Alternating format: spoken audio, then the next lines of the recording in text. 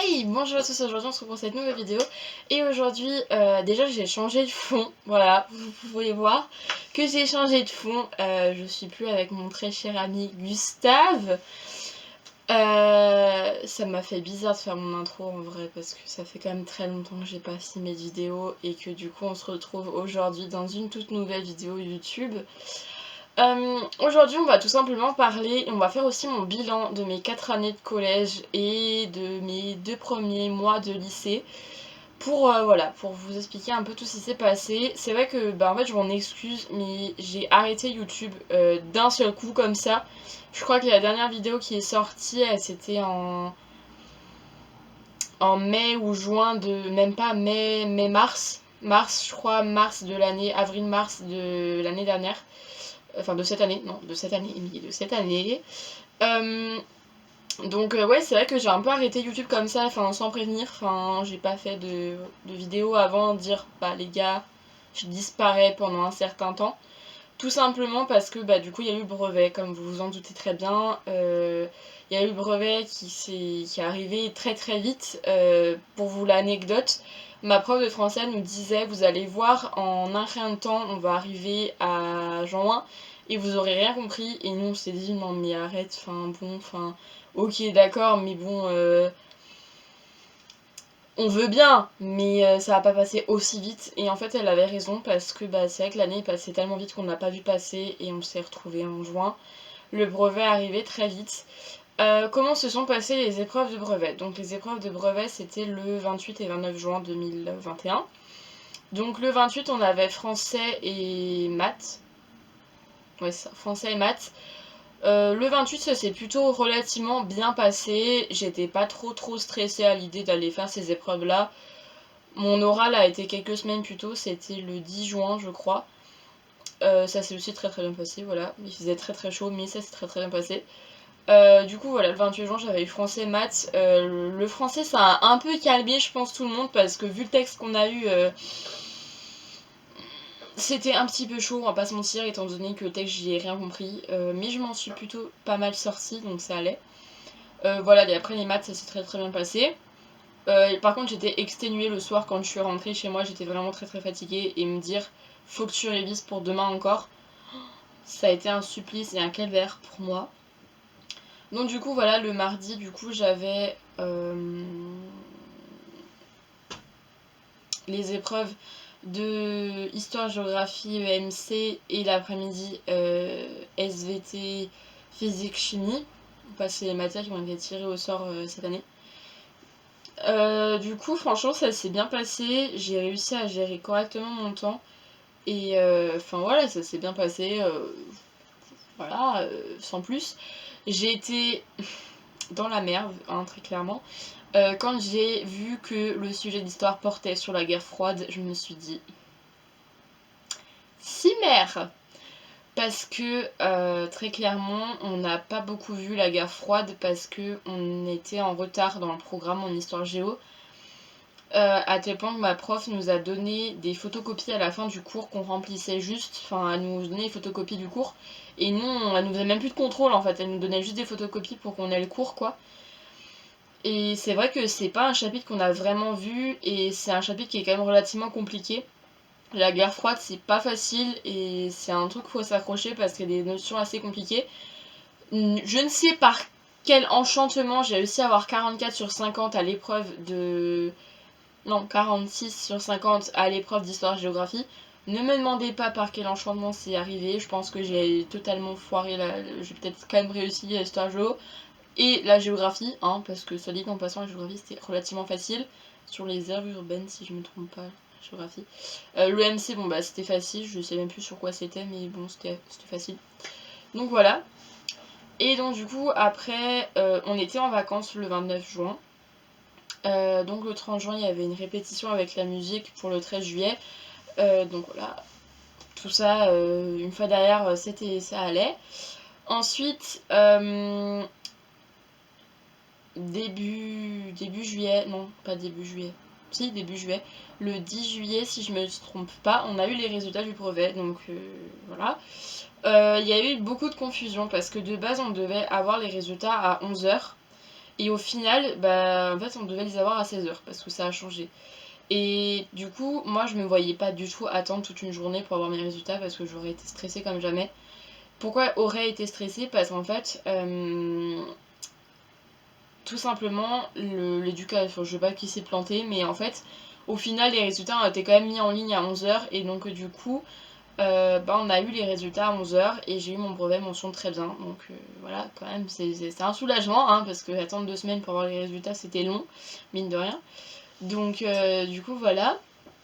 Et pour finir sur le brevet, ma cérémonie de remise de diplôme est le 18 novembre, donc soit dans... Actuellement, c'est dans 3 semaines, 2 semaines, 2 semaines, 2 semaines, non, 3 semaines, 3 semaines. Donc voilà, à 18h, voilà, à mon collège. Donc comment je pourrais conclure pour les années collège? Je pense que le collège, bah, ça a été une étape importante. Je pense que c'est une étape importante dans toutes les vies de chacun, parce que tout le monde passe par la case collège, différente du lycée, parce que après le collège, il y a beaucoup de personnes qui vont aller au lycée, d'autres qui vont faire des CAP, d'autres qui vont faire des bacs pro. C'est le lycée aussi, mais c'est lycée professionnel. Et j'espère que je suis pas en train de dire une connerie, parce que sinon je vais m'en prendre plein la gueule et j'ai pas envie. Mais enfin, il y a plein de choses différentes qui vont se passer. Et c'est vrai que bah, chacun, du coup, le collège, c'est un peu comme un terme.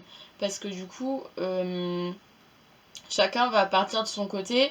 Vous n'allez pas forcément vous retrouver avec les mêmes potes que vous étiez au collège. Parce que bah, soit vos potes vont pas dans le même lycée que vous, soit bah, vous allez vous retrouver vraiment seul dans le lycée. C'est ce qui m'est arrivé dans mon cas à moi. Je suis allée dans un lycée... bah, je suis dans un lycée où je connais personne. Maintenant, je connais du monde, hein, mais quand je suis arrivée littéralement en seconde, j'ai l'impression d'être parachutée dans un lycée où je ne connaissais strictement personne. J'ai des amis à moi qui étaient dans mon ancienne classe de collège en troisième qui sont dans ce lycée-là, mais j'avoue qu'on se parle pas beaucoup parce que bah, forcément il y a des personnes qui changent et du coup chacun change, chacun est différent, on va dire. Mais je me suis fait des amis, donc voilà. Mais ne vous attendez pas en seconde à vous retrouver avec les mêmes potes que vous êtes. Voilà. Enfin, c'est assez rare de se retrouver avec les mêmes. Donc, vos mêmes potes, donc voilà.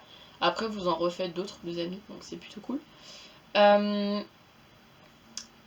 Il s'est passé pas mal de choses pendant ces 4 années de collège. Il y a eu le Covid aussi qui est arrivé en 4ème. J'ai rencontré des personnes quand même incroyables et des personnes qui m'ont sorti de la merde par certains moments. Ça a été aussi la période où j'ai commencé à changer, je pense, physiquement, mentalement, psychologiquement, sociologiquement. Je sais pas du tout si ça se dit, mais bon, on va dire ça comme ça.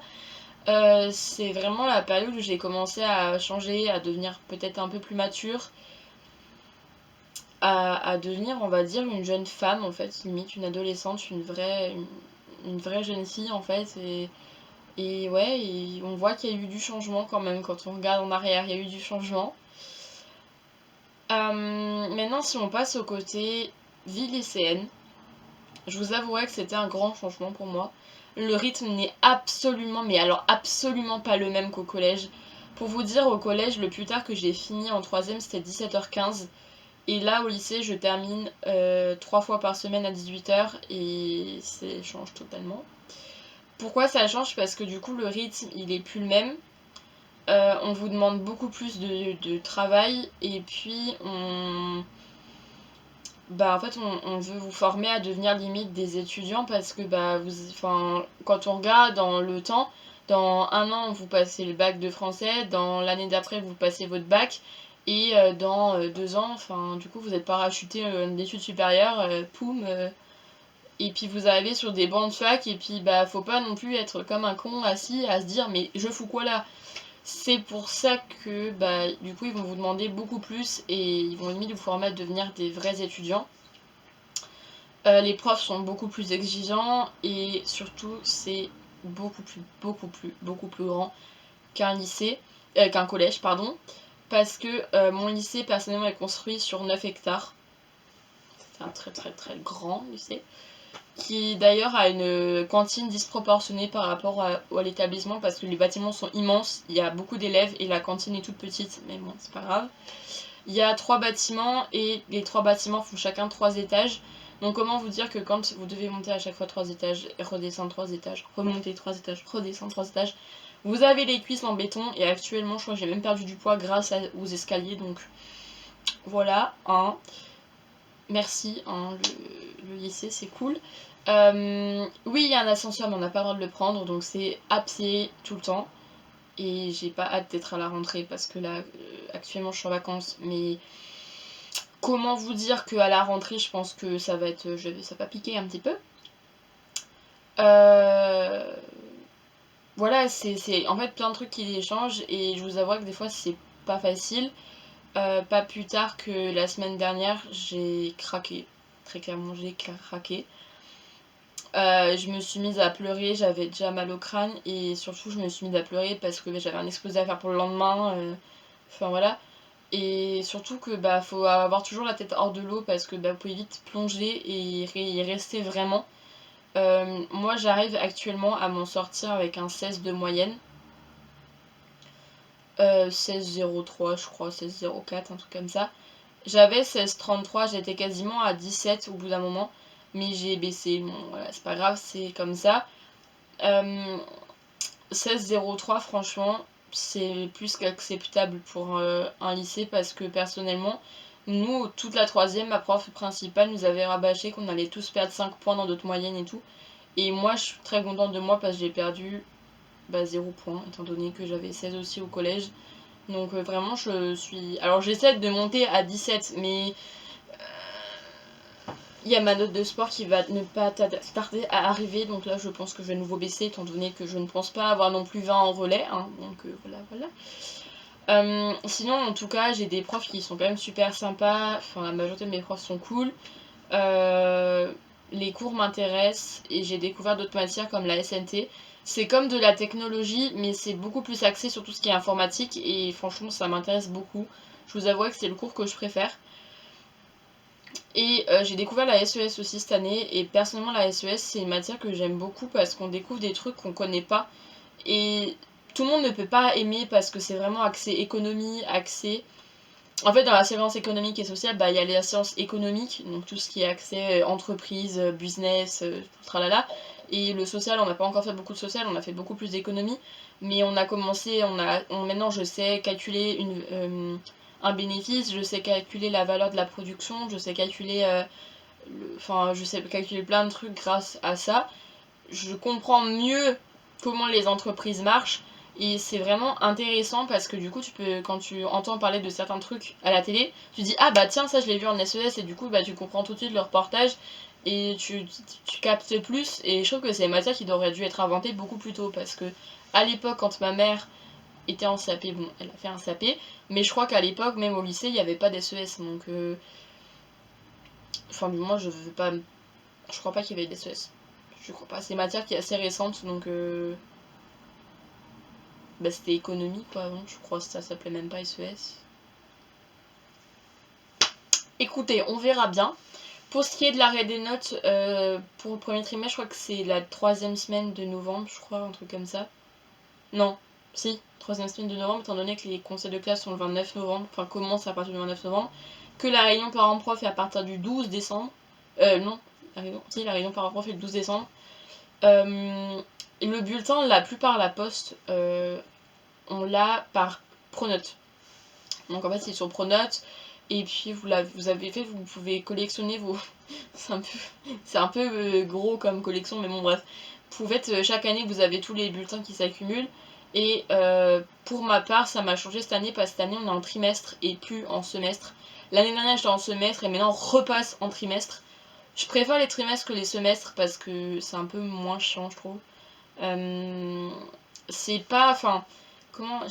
En semestre, t'es obligé de travailler tout le temps pour avoir une bonne moyenne parce que le semestre s'arrête qu'en janvier, je crois. Alors que trimestre, tu peux. Enfin, c'est pas que tu peux t'arrêter de travailler, mais que t'as besoin de travailler beaucoup que pendant une certaine longue durée. Après, je peux nouveau rebaisser, remonter, etc. Cette année, je vais pas essayer de faire la vague parce que chaque année, je faisais 16, 15, 14. 16, 15, 14. Là, je vais faire 16, 16, 16, 16 ou 16, 17, 18. Ou... J'en sais rien, hein, mais. Je vais essayer de pas faire trop de vagues comme ça parce que c'est un peu pénible. Voilà. Pour vous dire mes moyennes à peu près, en français j'ai 14,10. En allemand j'ai 18,72. En anglais j'ai 16. En SVT j'ai 17,57, un truc comme ça. En physique chimie j'ai 16. En SNT j'ai 15. Non, 16 aussi, 16,72 je crois. En histoire géo j'ai 15,50. En musique j'ai 14,80. Oui, parce que je fais musique, étant donné que je fais option musique. Entre nous, je fais musique, mais j'ai 14,80 de moyenne. Merci le chant, parce que je chante, mais j'ai eu 15 en chant et entre nous, j'aime pas trop le chant. Voilà. Mais ça reste entre nous. C'est pas parce que je sais pas faire de musique, c'est juste que je ne sais pas absolument pas chanter et que du coup, la chanson c'est un peu compliqué pour moi. Voilà. Sinon, à part ça, rien de spécial. J'ai déjà hâte de retourner au lycée, à vrai dire, ça me manque. C'est bizarre, mais ça me manque, voilà. Sinon, moi je vais vous dire à la semaine prochaine pour une nouvelle vidéo YouTube. Je vous fais de gros bisous. Ciao!